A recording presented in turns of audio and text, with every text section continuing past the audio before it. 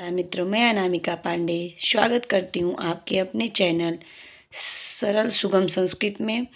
और हमने कल यूजीसी नेट जेआरएफ का वैदिक अभ्यास प्रश्न के 25 प्रश्नोत्तरी तक कर लिया था और आज से हम लोग 26 नंबर प्रश्न से स्टार्ट करेंगे। तो वीडियो को पूरा देखें और वीडियो अगर अच्छी लगे तो चैनल को लाइक शेयर और सब्सक्राइब ज़रूर करें। और अगर कहीं त्रुटि हो तो कमेंट करें, मैं उसे सुधारने की कोशिश करूँगी। ये हर एक कॉम्पिटिटिव एग्ज़ाम के लिए बहुत ही इम्पॉर्टेंट क्वेश्चन है। जैसे ये UGC NET JRF PGT BPSC हर एक एग्ज़ाम के लिए बहुत ही महत्वपूर्ण प्रश्नोत्तरी है। तो फिर चलिए हम लोग स्टार्ट करते हैं 26 नंबर क्वेश्चन से। वाज शनेयी शनेयी शब्दस्य को अर्थ। वाज शनेयी में शनेयी शब्द का क्या अर्थ है? तो शनेयी शब्द का अर्थ दान होता है। वाज, तो इसका सही आंसर हो जाएगा ऑप्शन नंबर सी। फिर 27 नंबर को हम लोग 28 नंबर क्वेश्चन की तरफ बढ़ते हैं। यन मनशा न मनुते ईना हुर्मनो मतम कुत्र इयम उक्ति। यह किस उपनिषद की उक्ति है? तो यह होता है बी नंबर ऑप्शन इसमें सही है, केनो उपनिषद की उक्ति है। फिर चलिए 29 नंबर क्वेश्चन की तरफ बढ़ते हैं। सृष्ट उत्पत्ति विषयकम विवेचनम कुत्र वर्तते। यानी सृष्ट उत्पत्ति विषयक विवेचन किस सूक्त में है? तो यह पुरुष सूक्त में है। तो इसमें ए ऑप्शन नंबर ए सही हो जाएगा। फिर चलिए 30 नंबर क्वेश्चन की तरफ बढ़ते हैं। तेहनाकं महिमान सचंत यत्र पूर्वे साध्या सन्ति देवा।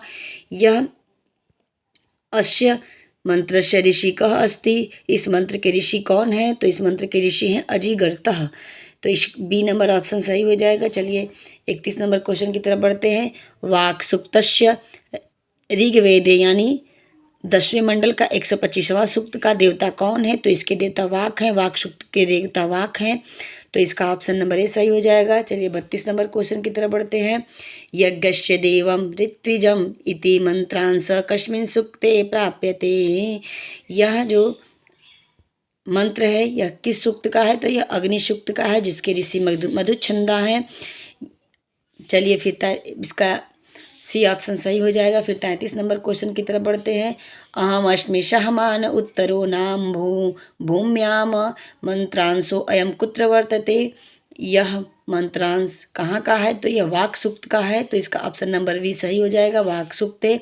चलिए 34 नंबर क्वेश्चन की तरफ बढ़ते हैं। सुनसेप आख्याने कस्य उल्लेखो नास्ति। सुनसेप आख्यान में किसका उल्लेख नहीं है? तो इसमें वरुण का उल्लेख है, वाक् सूक्त का उल्लेख है, अजिगर्त का उल्लेख है, मगर बादरायण का नहीं है। चलिए 35 नंबर क्वेश्चन की तरफ बढ़ते हैं। 34 में सी ऑप्शन सही होगा। 35 नंबर क्वेश्चन की तरफ बढ़ते हैं। वेद भगवत मुखत्वेनोपमीयते। वेद में मुख किसको कहा गया है? तो व्याकरण को कहा गया है, यानी कि ये डी हो जाएगा। 35 का ऑप्शन नंबर डी सही है। फिर 36 क्वेश्चन की तरफ बढ़ते हैं। अंगुलीसु स्वर संचालनम क्रियते। मतलब किस वेद में अंगुलियों से स्वर संचालन होता है? तो यह साम वेद में होता है, क्योंकि यह एक इसमें मंत्र को गाया जाता है और इसका अंगुलियों से संचालन किया जाता है। तो 36 नंबर क्वेश्चन में ऑप्शन नंबर सी सही हो जाएगा। चलिए 37 नंबर क्वेश्चन की तरफ बढ़ते हैं। अधो अंकिता नाम समीचीनम उत्तरम चिनुत। यानी इसमें एक तरफ अ ब स द करके दिया है, एक तरफ 1 2 3 4 नंबर करके दिया है, इसमें मिलान करना है। तो चलिए पढ़ते हैं। पहले एक साइड का पढ़ लेते हैं। काल गणना युपज्युते ईशावास्यमिदं सर्वं षड्विंश त्राहणम दस्तई। तो इसका अब एक साइड सामवेदियम दिया है, ऋग्वेद दिया है, ज्योतिषम दिया है, यत किंच जगत्याम जगत दिया है। तो चलिए हम लोग योपयुज्यते, तो ये ज्योतिषम, इसका ज्योतिष से ये मिल जाएगा। ईशावास्यमिदं सर्वम यत किंच जगत्याम जगत, ये भी ब का 4 हो जाएगा। षड्विंश ब्राह्मणम यह सामवेदीय में है, जिसमें कि 26 ब्राह्मण बताए गए हैं। दशत्रयी तो सबको पता है कि ऋग्वेद का है, ऋग्वेद को दशत्रयी भी कहते हैं। तो चलिए इसमें मिलान करते हैं कौन सा होगा, यानी पहले का तीसरा, पहले का तीसरा हो जाएगा, तो ये शी में है। बी का चौथा हो जाएगा, सी का पहला हो जाएगा और द का दस्तई यानी डी का दस्तई हो जाएगा। तो इसमें ऑप्शन नंबर सी सही है। चलिए नेक्स्ट क्वेश्चन की तरफ बढ़ते हैं। इसकी तरफ बढ़ते हैं। कति भाव विकार है, मतलब भाव विकार कितने हैं? ये 60 यानी 6 भाव विकार हैं। फिर इसमें ऑप्शन नंबर बी सही हो जाएगा। 39 नंबर क्वेश्चन की तरफ बढ़ते हैं। राणायनीय शाखा कस्य वेदस्य, राणायनीय शाखा किस वेद से है?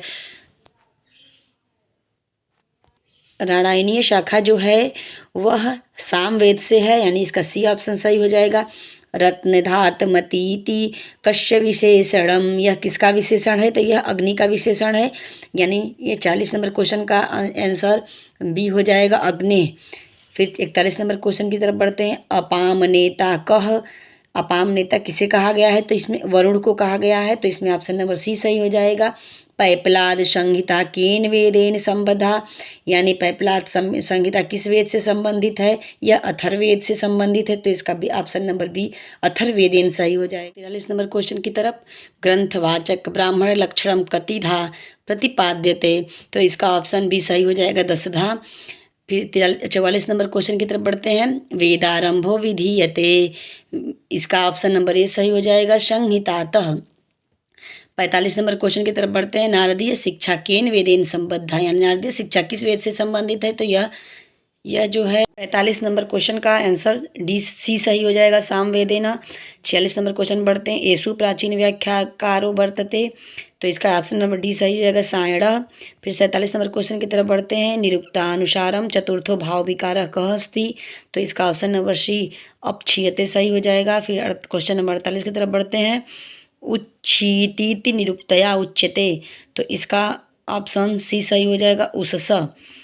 फिर उसके बाद क्वेश्चन नंबर 49 की तरफ बढ़ते हैं। वा इति निपातो कस्मिन् अर्थे वर्तते, तो इसका ऑप्शन नंबर सी सही हो जाएगा, उपमार्थे। फिर क्वेश्चन नंबर 50 के पढ़ते हैं।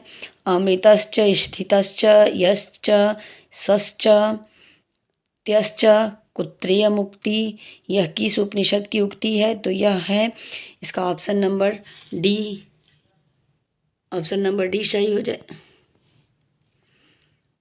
इसका ऑप्शन नंबर डी सही हो जाएगा, बृहदारण्यकोपनिषद, या बृहदारण्यकोपनिषद की उक्ति है।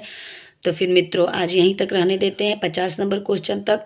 अब कल इसके आगे 51 से लेके और 75 क्वेश्चन तक करेंगे। आप लोग इस वीडियो को पूरा देखें। अगर अच्छी लगे तो चैनल को लाइक शेयर और सब्सक्राइब जरूर करें। के लिए आप लोग का बहुत बहुत धन्यवाद। तो फिर अब हम लोग मिलते हैं कल नेक्स्ट वीडियो में। नमः संस्कृताय मित्रों, चैनल को सब्सक्राइब जरूर करें और बेल आइकन को प्रेस कर दें। धन्यवाद।